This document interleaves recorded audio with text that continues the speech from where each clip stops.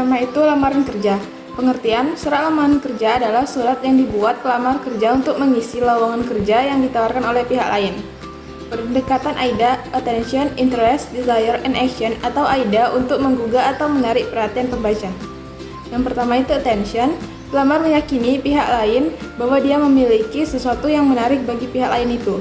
Interest, pelamar kerja harus dapat menarik perhatian pihak lain dengan menjelaskan relevansi pesan-pesan yang disampaikan. Desire, pelamar kerja dapat menumbuhkan hasrat pembaca untuk mengetahui lebih jauh surat lamaran. Action, pelamar kerja harus menyampaikan tindakan sesuai dengan harapannya. Selanjutnya itu ada pengorganisasian lamaran kerja itu terbagi menjadi 3, paragraf pembuka, paragraf pertengahan, paragraf penutup. Yang pertama itu paragraf pembuka, berisi sumber informasi lowongan, posisi yang dilamar, serta alasan ketertarikan dan kecocokan. Bertujuan menarik perhatian perekrut dan memberikan gambaran singkat tentang kualifikasi pelamar. Yang kedua itu paragraf pertengahan, yang pertama menunjukkan pendidikan dan latar belakang yang sesuai dengan pekerjaan yang dilamar.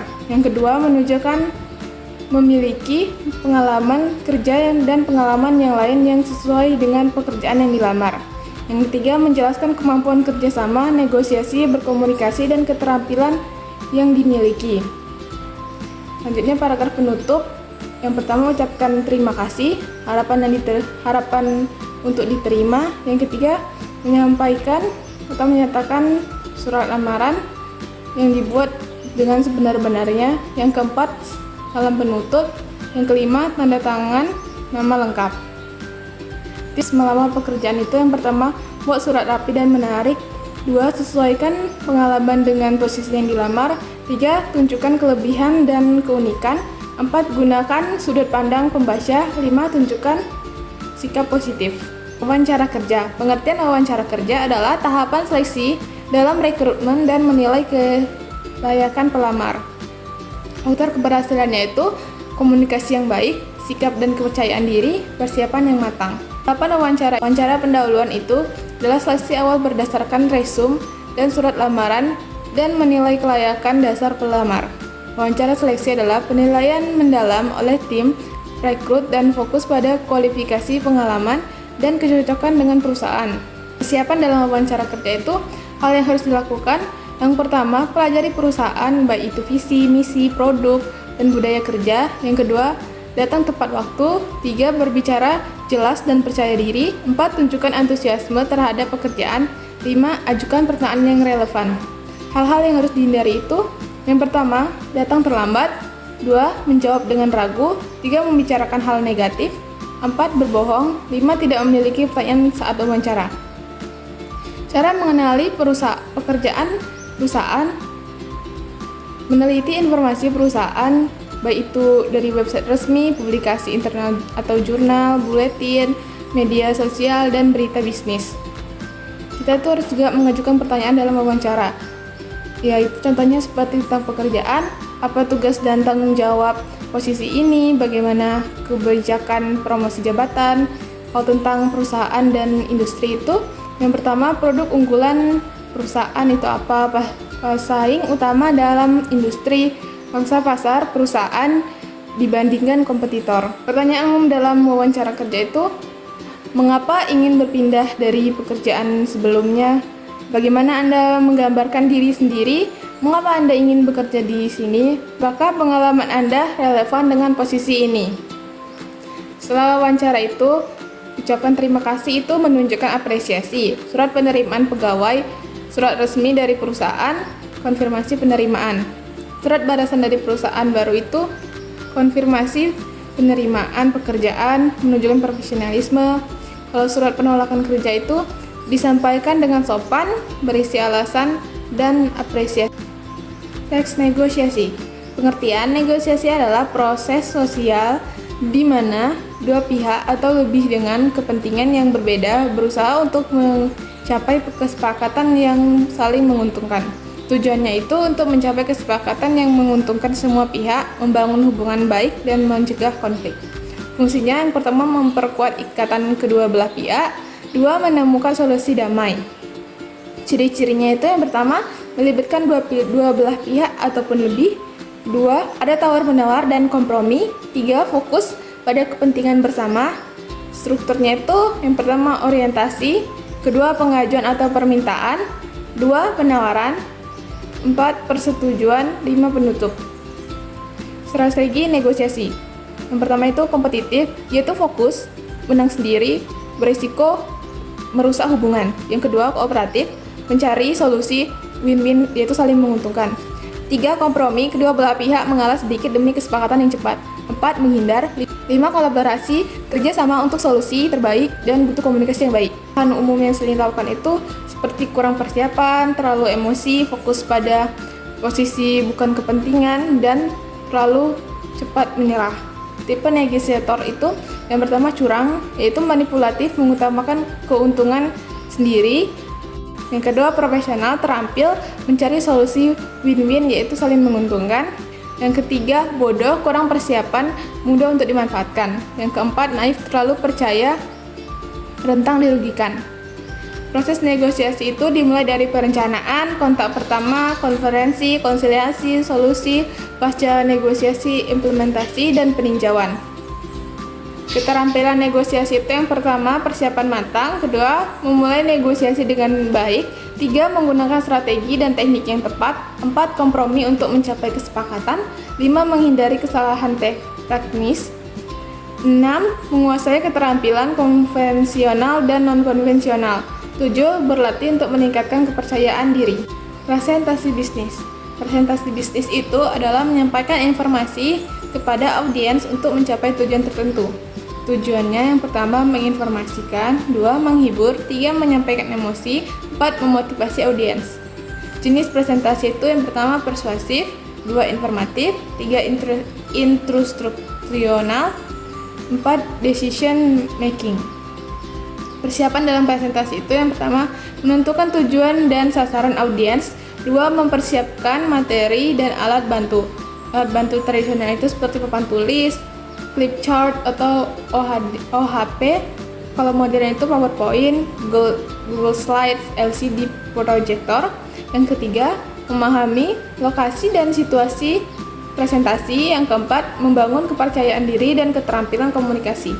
Teknik presentasi efektif. Yang pertama, analisis audiens, siapa mereka, apa yang diinginkan, bagaimana menyampaikan materi. Yang kedua, bahasa tubuh, yaitu ekspresi wajah, senyum, gerakan tangan, kontak mata, cara berdiri. Yang ketiga, menggunakan suara yang baik atau intonasi yang jelas, kecepatan bicara yang tepat. Yang keempat, berlatih dan evaluasi sebelum presentasi. Selanjutnya itu ada laporan bisnis. Laporan bisnis itu adalah dokumen tertulis yang bersifat netral, memberikan informasi analisis dan rekomen terkait bisnis. Jenis laporan bisnis itu berdasarkan fungsi, itu informatif, analisis berdasarkan formalitas, itu formal, non-formal, berdasarkan frekuensi, periodik, insidental, berdasarkan proyek, laporan proyek, penelitian, kelayakan bisnis. Selanjutnya, persiapan penulisan laporan. Yang pertama, menentukan tujuan dan penerimaan laporan. 2. Mengumpulkan dan menganalisis data. 3. Menentukan ide utama, menyusun kerangka laporan. Struktur laporan bisnis itu yang pertama, pendahuluan, yaitu latar belakang, tujuan laporan, ruang lingkup, metode yang digunakan.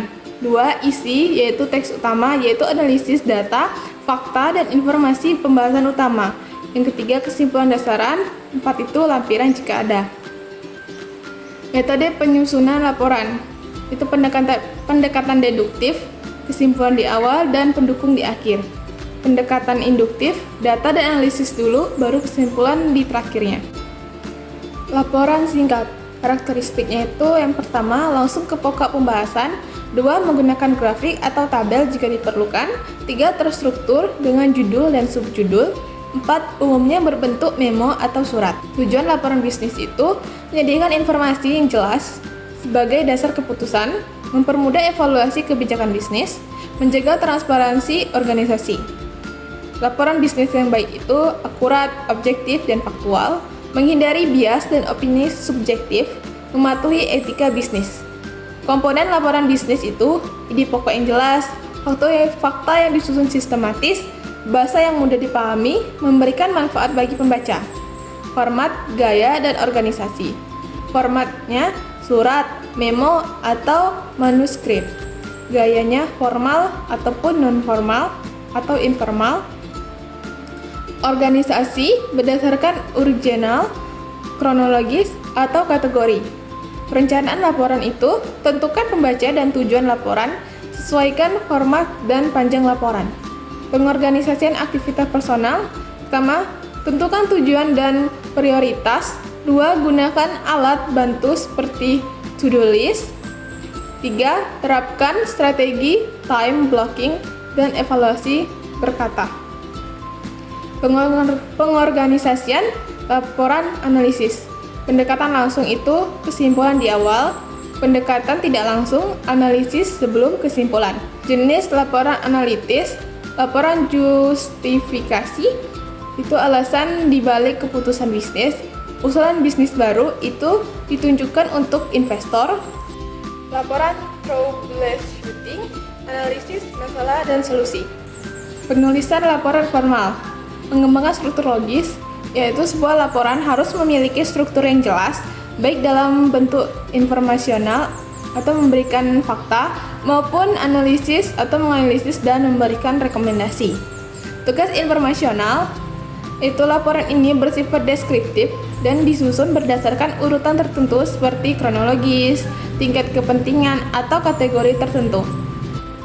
Cara menyusun subtopik itu, 1. Berdasarkan lokasi, 2. Berdasarkan jenis atau kategori, 3. Berdasarkan geografis, 4. Urutan kepentingan, 5. Urutan kronologis.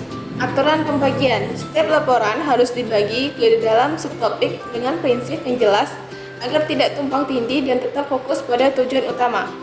Menyusun rencana kerja itu identifikasi masalah, ruang lingkup investigasi, metode pengumpulan data, telaah proyek. Menyusun kerangka pembuka itu sistem alfanumerik, sistem desimal, caption deskriptif versus informatif. Sumber data itu, sumber data primer adalah data asli dari dokumen perusahaan, wawancara, observasi, atau eksperimen. Sumber data sekunder itu data yang sudah dikumpulkan oleh pihak lain seperti laporan riset atau internet. Perhitungan statistik itu digunakan untuk menganalisis data dalam laporan, misalnya mean atau rata-rata untuk melihat nilai rata-rata dari suatu kelompok data, median untuk menentukan nilai tengah dan yang tersusun, mode untuk mengetahui angka yang paling sering muncul. Teknologi dan komunikasi. Perkembangan teknologi dalam komunikasi bisnis.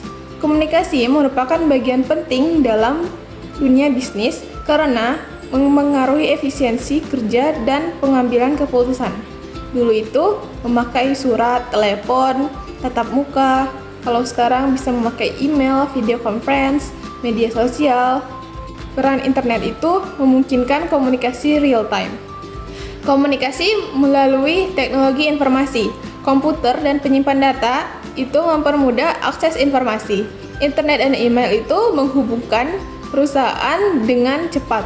Media sosial itu sebagai pemasaran atau interaksi dengan pelanggan. Aplikasi komunikasi bisnis itu bisa Zoom, Slack, Microsoft Teams. Manfaat teknologi dalam komunikasi bisnis.